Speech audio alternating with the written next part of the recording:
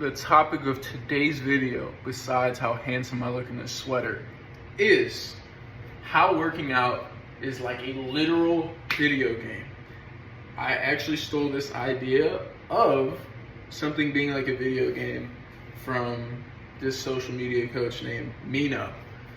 But the same concept applies. He was talking about business. The same thing applies for your fitness because it actually all breaks down to numbers. So growing up, I stopped playing video games at a very young age because I was addicted to video games. I would have neck pain from looking down at my DS for hours on end. And that I just knew I was so susceptible to this causing more issues because I would play video games for hours every day. And it wasn't productive. So I was like, I need to replace it with something else. So I started playing more sports and things like that, right? Then the phone dropped and, phone addiction, very susceptible to that, I will be honest. Which goes back to that sort of video game thing and knowing I'm aware to that. Working out, if you're addicted to video games, making progress in working out in your fitness is the same formula. It is the same exact formula. Whenever you are working out, you are trying to find a certain strategy to progress on the numbers on your lifts. So getting 5 more pounds on a lift, 10 more pounds on a lift in a month or whatever. That's from 60 to 120 pounds on a lift in a year. So 5 to 10 pounds a month on your bench press is 60 to 120 additional pounds a year. That's great progress, especially if you're past your 3rd year of lifting consistently. So, how do you progress with training and nutrition, right? And break it down to numbers, like it's a video game. Okay, first, I'll go over nutrition because that's honestly an easier formula than even the training is, which that's simple as well. So the nutrition, all that's gonna break down to is calories, protein, fat, and carbs. So if you have a specific number of that and you see how your body responds, number 1, most important is going to be calories. Number 2, most important is going to be protein. Number 3, most important is going to be fat. And then the last one is just carbs.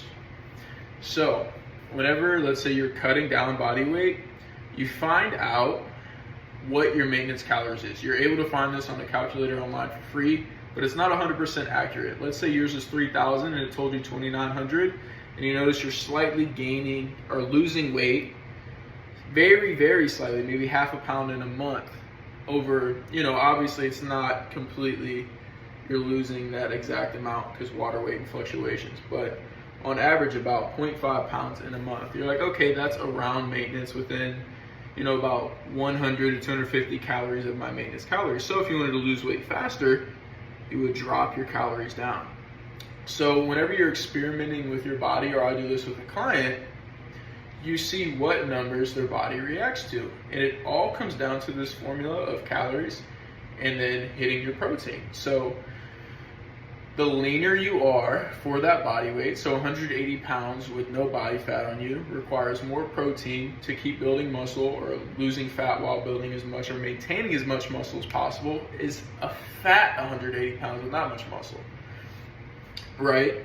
And even that, the difference between that is not that significant. So you want to make sure you're eating at least 0.8 grams of protein per pound, or all the way up to 2 grams of protein per pound. So somewhere in that 1 to 1.5 range is going to be that sweet spot for most people. So if you're 100 pounds, that's eating 100 to 150 grams of protein for simple math. And if you track this on MyFitnessPal, it's a free app, and you track these numbers every single day, and you keep hitting them over and over, whether you're cutting down or bulking up.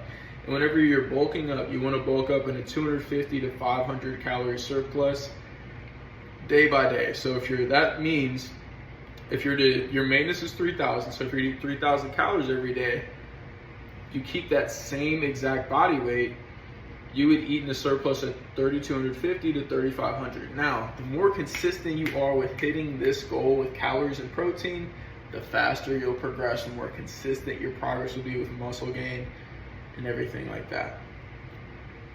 Same thing with cutting. Like if you want to cut from 500 to 1,000 calories a day, you want to get your cut done very quickly, up your protein even higher to make sure you're maintaining as much muscle mass as possible, or if you're a beginner or new in the cutting stage gaining muscle still, that is the way to do it. So it all breaks down to numbers. Now, of course, there's more nutrient-dense foods which are going to be better than others, but the meat and potatoes of dieting is the numbers of calories, protein, carbs, and fats.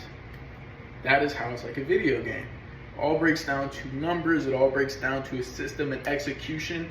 And with time, you will see the physical results either in progress pictures, which is like a reward in a video game, stars, 50 plus points, whatever. Now there's training. Now diet helps out with training, right? So the better that you're eating, the better you're recovering, the better you're nourishing your body. Training all comes down to rest time, sets, weight, reps. Those are the four things: rest time, sets, reps, and weight. All of these things progressing. Obviously not rest time. You're going to keep those variables similar. Now, whenever you're training, right, you want to find how much volume you can recover from. Volume breaks down to sets. So, how many sets per body part? Let's say you really want to bring up your chest. So somewhere between 4 to 10 sets a week. More in that 4 to 6 set range is probably where you're going to be able to recover from the most if you have 2 to 4 minute rest time. 2.5 to 3 minute is that spot at least. Any additional rest isn't going to be detrimental. But what grows muscle is putting the most amount of tension on that muscle. So when you have longer rest times, you're able to recruit more of your muscle for that set. So having a 3-minute rest time with one all-out set is just as good as 2 sets with 1.5 minutes, is what research has shown recently. So me personally, I'd rather do less and get just as much out of it. So I'm gonna do 1 set with 3-minute rest instead of 2 sets with 1.5 minutes rest. Also, it's easier to progress with that 3-minute rest model because you're doing less sets. It's easier to progress on less sets with progressive overload, which is weight and reps. So this is how it's like a video game. Anytime you hit a PR, a personal record, so if you did 100-pound curls for 5 reps and the next time you go in for 6 with the same form, that is a personal record, and that means everything that you've done for training and nutrition has been beneficial for you to gain muscle. So that's how it's like a video game. It's like hitting a new level. Anytime you get an extra rep, an extra 5 pounds, a PR, something you've never done, that means your training and nutrition has been working and your body is growing muscle. A huge issue that I used to make for my lagging body parts, like for my arms, I thought I had to train them like the IFBB pros, a bunch of, just pumps and short rest times. For my dominant body parts, I would just lift heavy, go to failure. And then I started implementing that for my arms, and they started growing just like my other dominant body parts. So just because it's a different muscle doesn't mean you have to train it differently.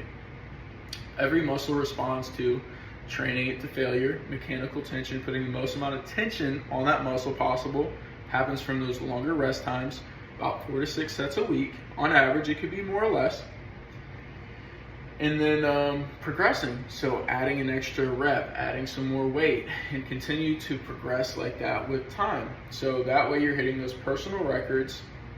The nutrition's fueling your recovery, fueling your muscle gain, fueling your fat loss. Whenever you're doing that, you'll start to progress. Like the first year, it was like the coolest video game ever because my bench press, for example, picking a random lift, went up from 115 pounds all the way up to 225 for 6. So about 150 pounds in a year, maybe even a little bit more, which is insane. That means like every time I went to the gym, it was flying up better than last time. So yeah, it's fun when you're a newbie, especially. You're constantly hitting that progress, gaining muscle at a rapid rate because your potential is so high. So if you haven't been to the gym for a while or you're new to the gym, you're gonna be progressing so fast and it's the funnest time ever. So that is how training is like a literal video game. And yeah, we think of fitness as one of those things in your life to where, oh, I gotta get my fitness in check, I have to do it. I just loved it. I loved it. I love training hard. I love progressing. Like in our human biology, we just love progression. So I became addicted to that in the sort of way you would for a video game. And I realized I was working the same sort of thing in my mind, which to the point I would just obsess over PRs and, you know, things like that, or my nutrition so that way I could hit another PR, because that feeling of hitting a new record is just like euphoric. So that's really where a lot of my progress came from, was just nerding out and then finding the best way to do it, which I listed out. The 3-minute rest time between a muscle group, or even if it is a different muscle group, you want to have some long rest time for your nervous system to get ready to jolt, and then continue to progress in weight or reps. So that simple model, 100 pounds, 5 reps. Next time you want to do 105 for 5 reps, or 100 pounds for 6 reps. If you can do more, of course, do more. And then train to failure. That just means until you can't do another rep. That's a really simple model, you know, 4 to 6 sets for the most part per body part. You can do more, you can do less, and make progress. And if you start to see you're plateauing or your lifts are going down, you're doing too much. So try to take away some sets and see if your lifts start going up again. And if they're not, you might need a detraining period completely to resensitize your body and fully recover and have all that fatigue go away. So take, 5 to 10 days off the gym. Maybe if you're not that fatigued, just 3 days or so. So anywhere from like 3 days to 10 days to fully resensitize your body. And you will not lose any muscle during this time. If you do, it'll be very little, especially if your diet is on point. So that's a spiel on how to diet and train. That video was a great yap session for me, and I hope it provided value for you. If you want my one-on-one help, you've seen my videos, you've seen my content, or maybe this is your first video that you've seen of me, and you want my one-on-one help and you're interested in my coaching, hit the link below. You're either talk to me or a member on my team, and we'll see if we're a good fit together.